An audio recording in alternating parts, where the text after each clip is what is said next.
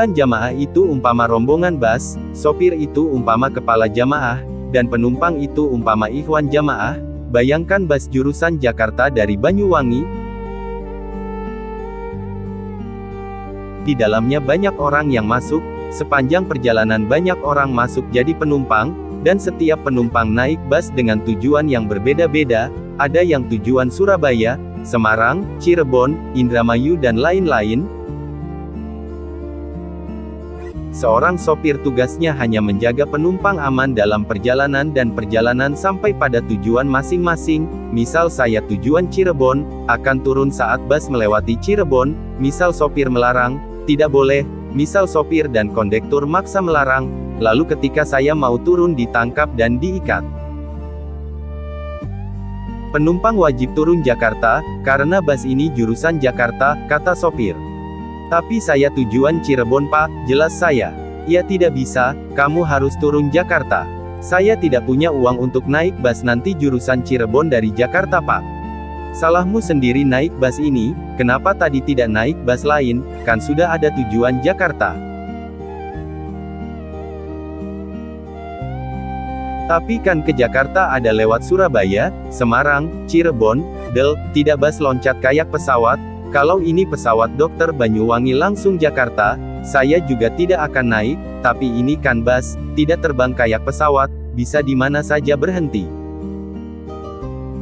Tidak bisa, kamu tidak boleh turun seenaknya, penumpang tidak boleh turun mendahului sopir, itu pamali, tidak sopan, sopir harus menginjakkan kaki lebih dulu dari penumpang, makanya sopir ditaruh di depan tidak di belakang, kata sopir.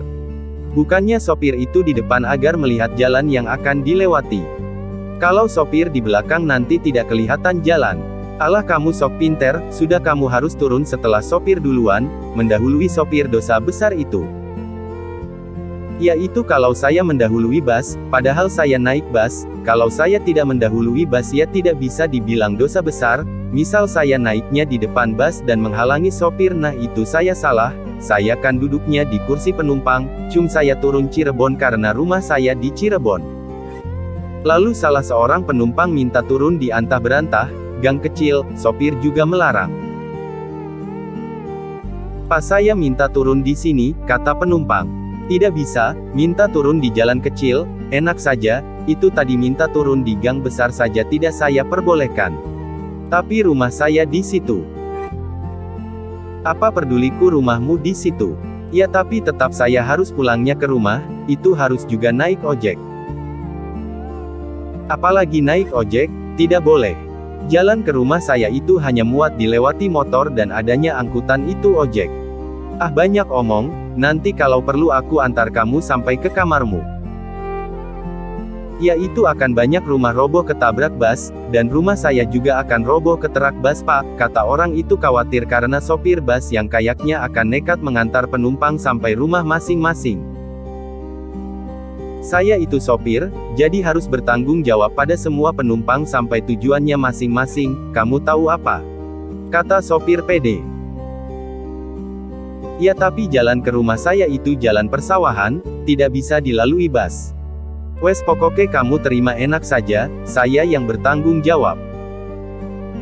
Ya tapi bas akan kembet, mogok gak mungkin lewat persawahan. Kamu sopirnya, apa saya sopirnya? Bapak sopirnya. Lah kenapa kamu malah yang ngajari saya sebagai sopir? Bagaimana kalau ada sopir kayak gitu? Sopir itu hanya menjaga penumpang agar selamat selama di dalam bas, semua penumpang itu punya problematika sendiri-sendiri, juga turunnya sendiri-sendiri, kalau ditulis problematika semua penumpang bisa jadi saya nulis sebulan belum selesai semua problematika seluruh penumpang bas. Penumpang bas itu secara melakukan apapun walaupun di dalam bas, mereka tetap melakukan dengan onderdil tubuh mereka sendiri-sendiri, mau duduk dengan pantatnya sendiri, tidur atau melek dengan matanya sendiri, tidak meminjam matanya sopir, semua melakukan aktivitas dengan anggota tubuhnya sendiri, bahkan kentut juga dengan kentutnya sendiri tidak meminjam kentutnya sopir. Penumpang itu ada untuk menunjang agar si sopir bisa istiqomah, bisa jalan Banyuwangi Jakarta karena adanya penumpang di dalam bas yang diangkutnya. Jika sopir tidak ada penumpang maka apa perlunya jadi sopir bus? Kalau maksa tidak bawa penumpang lalu wira-wiri Jakarta, Banyuwangi, bolak-balik pulang pergi, lama-lama sopir lain tahu, bisa ditangkap lalu diikat di pohon, karena ganggu kelancaran jalan raya. Di dalam bus itu bisa jadi penumpang lebih mulia kedudukannya daripada sopir, sopir juga harus rela, misal penumpang adalah menteri atau presiden, sopir bus tidak boleh iri dengki, jangan tidak rela tak terima kalau penumpang lebih mulia, tak terima kalau ternyata penumpang adalah pilot, siapa saja penumpangnya sopir tetap tak peduli tak mempengaruhi pandangannya kepada jalan raya, tetap belok bila jalan belok, tetap lurus bila jalan lurus. Tak baik misal bus rebutan penumpang dengan bus lain, lalu saling kejar karena memperebutkan penumpang, atau ada penumpang satu kelihatan berdiri di pinggir jalan, bus sama-sama berhenti, lalu berantem memperebutkan penumpang, gelut antem-anteman, bacok-bacokan sampai salah satu sopir bus mati, dan ternyata yang dikira mau menumpang tak mau pergi kemana-mana, hanya orang yang mau duduk nongkrong di trotoar melihat orang lewat, padahal sudah diperebutkan adu kesaktian sampai kesaktian paling pamungsengkas, tarungnya 3 bulan 20 hari 33 menit lebih 24 detik.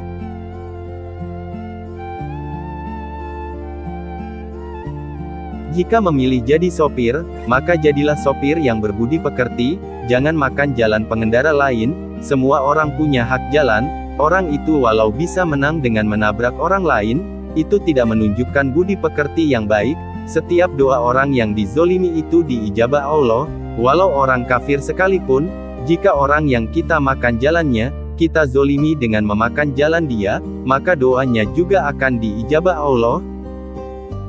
Jangan salahkan siapapun jika mobil yang kamu kendarai kemudian mengalami kecelakaan, semua kejadian itu berbalik pada diri kita sendiri, mungkin kamu sudah merasa hebat di dunia, tapi sadarlah, kamu masih tetap berupa tulang kulit darah, yang bisa hancur ketika mengalami celaka.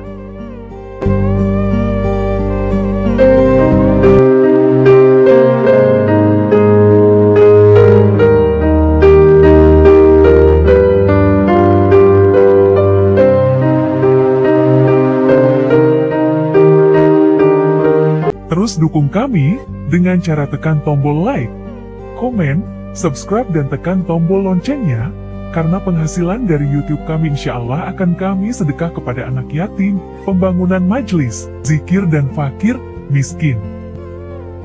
Bagi yang minat sedekah amal jariah, silakan hubungi inbox Facebook Nasihat Kiai. Saatnya nasihat Sang Kiai kita praktekkan, supaya mendapatkan ridho Allah, Subhanahu wa Ta'ala, dunia akhirat.